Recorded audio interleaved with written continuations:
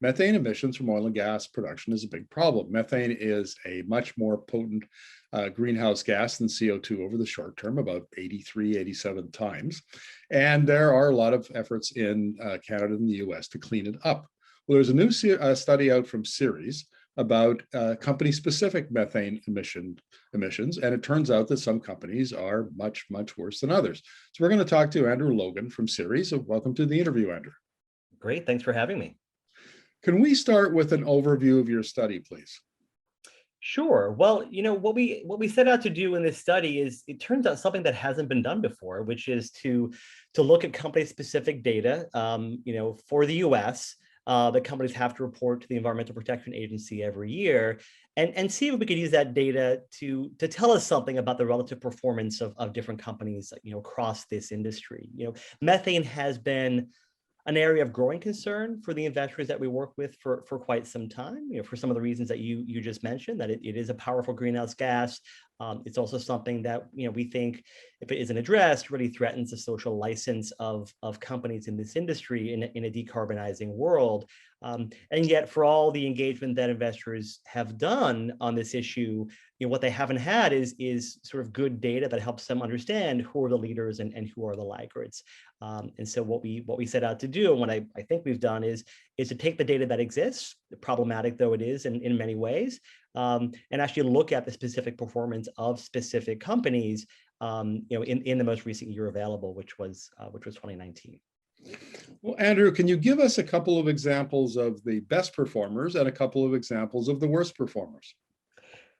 Yes, and that to me was the biggest takeaway from this report, was just how big the gap was between the best performers in this industry and the worst performers. If you look at natural gas producers, the companies that have the most sort of the highest intensity of emissions, have roughly 22 times the emissions rates of the best performance. In the oil and gas part of the industry, it's something like 10 times. So there's a huge spread, across an industry that, if you were to look at the operations on the ground, those companies wouldn't look very different. And yet, when you look at what they are releasing into the air, there is a profound difference. And I think, you can look at a company like Hilcorp, right? The largest private oil and gas company in North America. They are the highest producer of methane in our study, and yet they are by far not the largest producer. They produce more methane than ExxonMobil, even though they produce much less oil and gas. And I think there are a number of outliers like Hilcorp. A lot of them are private companies or private equity backed companies, and so I think what we learned was that a surprising amount of emissions come from companies that have relatively small amounts of production. Now, I remember interviewing someone about the study that was done in 2015 from the Barnett Shale in North Texas.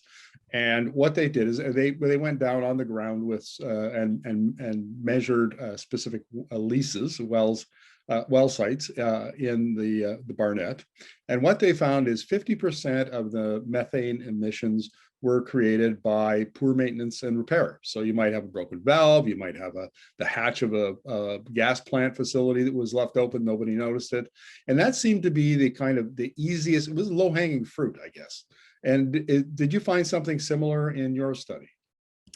We did, and it's I think, and that I think in part explains the troubling spread in performance across the industry, that that there are choices that companies make, particularly around maintenance, and where they spend money.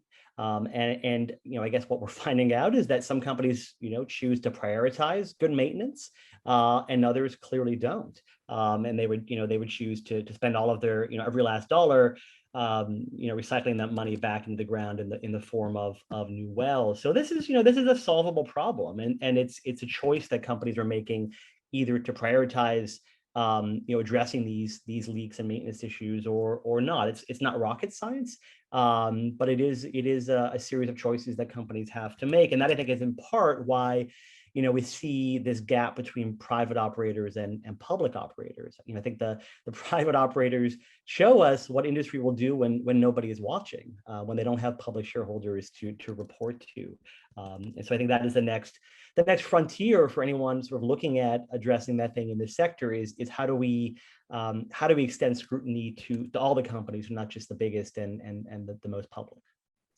And one of the big problems with methane emissions, of course, is they're very poorly measured. I mean, up until literally the last year or two, there weren't really accurate ways to measure large-scale emissions. Now we have satellites and we have much more sensitive and affordable technology.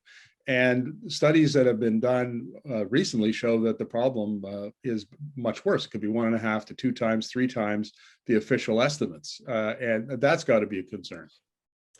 Absolutely. I mean, I think there are 2 main issues with methane in this industry. One is we don't really understand the scale and scope of the problem, as you say, and the more we learn about it, the more we learn that we have underestimated just how big of a problem this is. And yes, it does feel like we are very close to a moment when, with all the remote sensing technologies that are sort of coming into play, we'll have a very good sense of both the size of the problem and the source of emissions in a way that we don't now. But we also haven't had this sense of relative performance, which I think is sort of what this study fills in. But I think that does get to some of the limitations of the study that we put out today. It is based on reported data and reported to the EPA using the methodology that the EPA lays out. And so I think while this data can tell us a lot about how companies compare to one another, it doesn't necessarily tell us a lot about the absolute size of any given company's emissions. So we try to be very careful in the report and how we talk about it, about what we can conclude from these numbers and what we can't. Is there a big difference between gas-only producers and those companies who are making gas through associated oil? You're making oil and you just get gas with it. And those, as I understand, associated gas tends to be much leakier than gas-only production. That's right. I mean, I think if you look at the really top performers in this report, it tends to be the gas-focused companies like EQT or Antero. And at a high level, there's a pretty big difference between the natural gas-focused part of the sector and companies for whom it's an associated product. And that makes sense, right? If you're a natural gas company and natural gas is your dominant product, you're going to be very careful about keeping as much of that gas as you can in the pipe and in the system. Whereas if you're drilling for oil in the Bakken, gas is more of a problem to deal with than an opportunity. So it's from a rational standpoint, there shouldn't be a difference because gas has value for everyone. But I think something does come out in this study that does make clear that companies that are gas focused are just much better at addressing this problem. Right. And are we expecting to see, I understand that President Biden's new plan focuses on methane emissions. So are we going to see stricter regulation at the federal level? Yes, I mean, I think the administration has signaled very clearly that they are going to implement some kind of national regulation in the U.S. addressing methane, both for new production and for existing facilities. And I think this report underscores why that's so important.